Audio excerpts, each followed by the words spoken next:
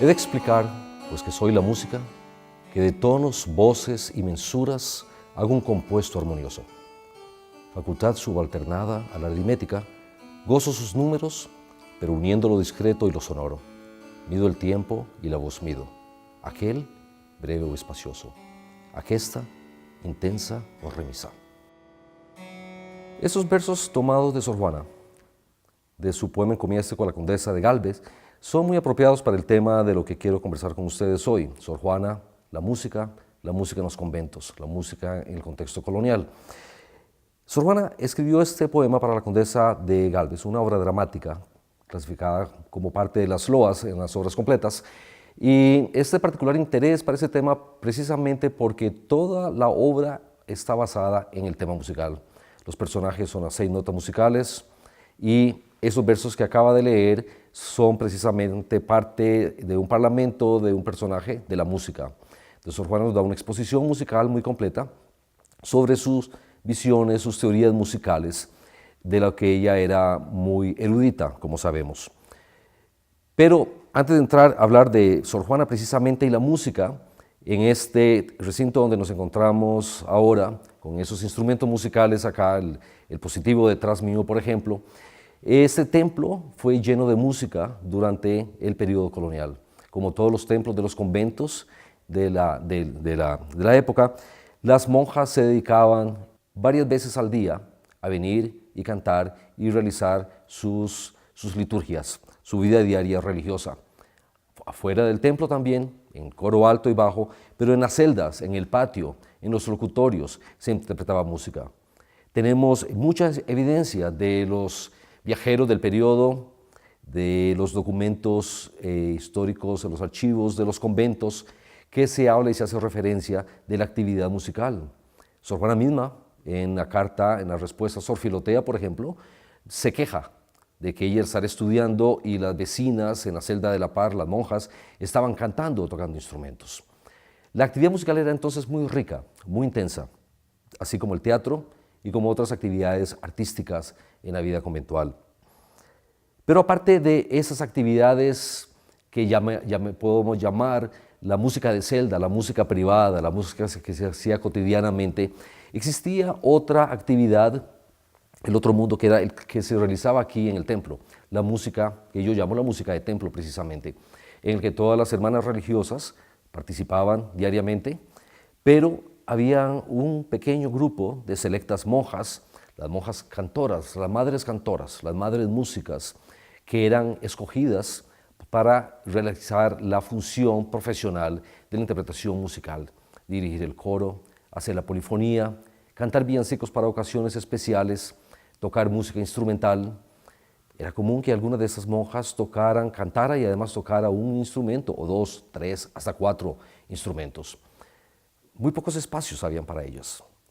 Tal vez un convento podía tener 3 madres cantoras, 4, 5, algunas veces un poquito más, pero no era la regla que hubiera muchas de esas madres cantoras.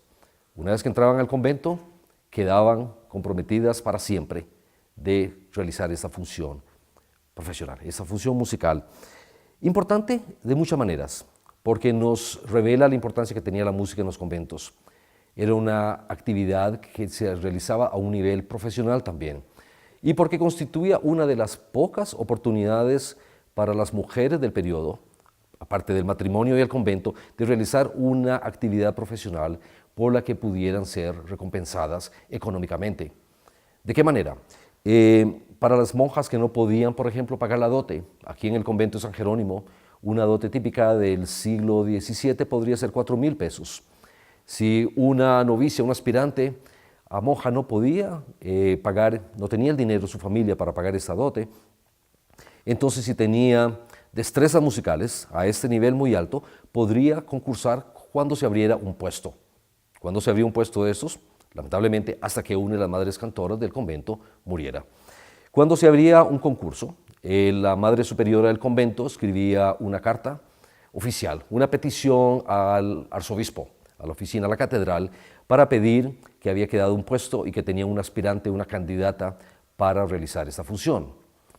La catedral entonces enviaba típicamente al maestro de capilla uno de los puestos musicales más importantes del periodo colonial, y algunos de los músicos organistas o otros instrumentistas que le acompañaran.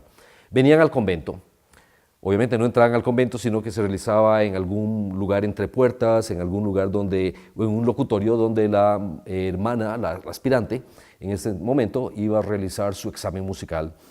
Y era un examen bastante riguroso. Era un examen que se componía de teoría musical. Tenían que contestar preguntas específicas sobre la teoría, sobre la armonía. Tenía que cantar con su instrumento. Las otras madres del convento la acompañaban. Típicamente nos habla de que presentaban unos papeles. Algunos de esos papeles podían ser villancicos, música que estaba en el convento. Quizás villancicos como los que Sor Juana misma escribió para la catedral y que los conventos también poseían. Y hacían el examen, realizaban un examen. La monja tenía que cantar, perdón, la aspirante tenía que cantar con las hermanas, no solamente voz sola, sino que tenía que demostrar que podía cantar a diferentes voces con las otras cantantes. Después de la parte de la teoría y del examen de canto, las aspirantes tenían que demostrar sus destrezas en instrumentos musicales. Podían tocar desde uno hasta varios instrumentos, instrumentos como la chirimía, el órgano, por supuesto, el arpa, dos instrumentos muy apetecidos, el violón y el bajón. Bajón sería el fagot de hoy día, y eran instrumentos de timbre grave que eran importantes porque suplían las voces graves masculinas que obviamente no existían en el convento. Cuando terminaba el examen, las personas que venían de la catedral, el maestro de capilla, sus asistentes, completaban un reporte en que daban el veredicto si el aspirante había pasado el examen y daban sus observaciones sobre las diferentes destrezas. Hay algunos de esos exámenes, algunos de esos reportes que nos dicen que tal vez no fue muy diestra en los instrumentos musicales, pero que la voz era particularmente importante, buena, y que por esa función la podían hacer, o que les daban tiempo el año que estaban en el noviciado para que aprendieran, continuaran estudiando el instrumento. Bueno, una vez que entraban, típicamente entonces les daban una manera de beca para entrar al convento, un descuento de la dote, o en algunos casos excepcionales también eliminaban totalmente la dote. Una vez que tomaban la función, quedaban entonces comprometidas para el resto de la vida, como ya expliqué. Y un caso muy interesante, en el siglo XVIII nos encontramos de una monja en un convento que toca el bajón, el fagot y se le han desarrollado úlceras en su lengua por estarlo tocando. La han examinado los médicos, no han podido dar con una cura. Nos dice en una carta que inclusive le han dado medicinas para tratar la sífilis. Pide a las autoridades eclesiásticas que le permitan cambiar de instrumento. Está tomando de su dinero la comida para pagar a un maestro privado para tocar el violón y así cumplir la función. Es importante esa carta porque nos revela el compromiso grande que se tenía de por vida. No era una actividad que una vez entrado al convento podían abandonarlo fácilmente. Tenía que repetir los exámenes y volver a ser, calificada para continuar cumpliendo su función como una madre cantora, una madre música. Por cierto, madre cantora y madre música son términos que se usaban como sinónimos en el periodo. También nos revela la importancia que tenía la educación musical. Las monjas estaban en el convento y se permitía la entrada de los maestros de música, no solamente para los exámenes, sino para dar lecciones musicales de instrumento, lecciones de instrumento. Entonces, un órgano como este que está detrás mío, pues digo que es portátil, es un órgano portátil que podía llevarse. Tenemos documentos que se dice que las lecciones ocurrían entre lo que eran las entrepuertas, la puerta principal de la calle y la otra puerta que daba al convento, y hasta ahí podían pasar los maestros de música a dar sus clases. Tenemos también reportes de alguna mujer que estaba en el convento y que se dio cuenta que necesitaba más instrucción musical para poder aspirar a una de esas posiciones que se iba a abrir en un futuro. Pidió permiso para salir y pasar a otro convento donde tenía acceso a una educación musical, que en ese lugar donde ya estaba originalmente no lo tenía. Tenemos también reportes de niñas de familias pobres, en la que la Madre Superior en su carta inicial nos decía que sus padres habían hecho todos los esfuerzos posibles para que tuvieran una educación musical desde muy pequeñas, para que a la llegada de su edad de aproximadamente 15 años pudiera solicitar uno de esos puestos como madres músicas. Ahora, esas actividades del convento, esa actividad profesional que se vivió de una manera muy rica, tenía sus limitaciones, porque a las mujeres, y a las monjas entre ellas, aunque fueran madres músicas, no se les estaba permitido entrar a profundidad en la teoría musical, lo que se llamaba la ciencia musical, la composición. Eso era materia absolutamente de hombres. Sor Juana y otras pocas mujeres en España y en Nueva España, que fueron excepciones, rompieron esa restricción, digamos. Como en muchas otras de las disciplinas, como autodidacta, Sor Juana se dio a la tarea de enseñarse a sí misma la teoría musical. Y lo aprendió de un libro, principalmente, que lo tenemos documentado, cuya copia está en la Biblioteca del Congreso, aquí en la Ciudad de México, llamado El Melopeo y el Maestro, de Pietro Cerone, publicado en Nápoles en 1613. Sor Juana tuvo que haber dedicado años al estudio de la teoría musical, porque en su poesía, en su teatro y en su prosa, nos dejó amplias evidencias del profundo conocimiento musical teórico, materias muy sofisticadas que no eran de conocimiento común ni para las mujeres, como ya he dicho, inclusive para muchos músicos que se dedicaban exclusivamente a la música práctica.